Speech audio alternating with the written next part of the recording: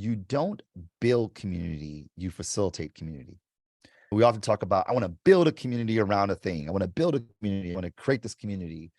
And what I realize is that the manufacturing of a community has nowhere close to the value as facilitating community, people who already see the world the way you do. When I was running digital strategy for Beyoncé, this is one of the biggest lessons that I've learned from that experience. Part of my job was about building her online fan club, taking her offline fan club to build her digital fan club. And this is 2009, right? 2009, 2010. So you got Facebook, you Yeah. got Twitter, right? Rest in peace, Twitter. We had these platforms at our disposal that should have made my job easy. At least that's what I thought.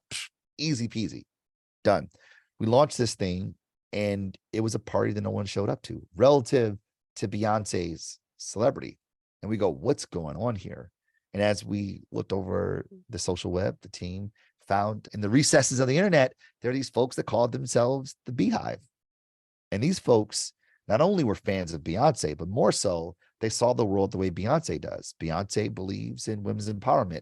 And these people saw the world similarly. They had their own artifacts, their own language, their own behaviors. It was incredible. And what we ended up doing was cutting bait on this terrible thing that we had built and decided to focus on helping those people realize their ambitions, their shared ambitions as a community. And I learned that lesson the hard way. I learned it through failure, right? The Beehive became the official fan club of Beyonce, not even through my dealings. This was after me, but really because we realized that you don't manufacture community, you facilitate it. And I think you layer on digital on top of this, it gets really powerful, right? Because if we were to define digital, and there's lots of constructs, but I like the definition that digital is the technology that generates, processes, and store data in the form of zeros and ones. And what is the technology? It is the extension of humanity, as Marshall McLuhan would put it, right? It extends what humanity can do, right? Like glasses are extensions of the eyes, wheels are extensions of the foot, clothes are extensions of the skin. And digital, these technologies that generate, process, and store data in the form of zeros and ones, they are extensions of humanity, right? By connecting things that normally are disparate.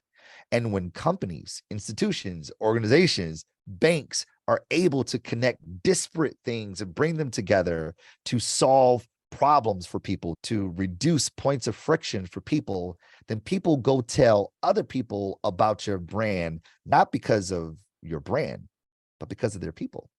Not because they love your bank so much. It's because they love their people so much.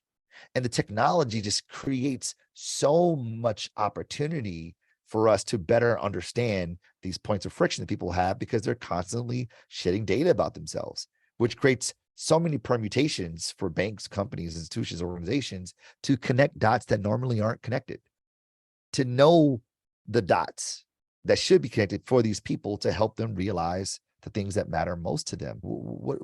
Drake said it best. What a time to be alive.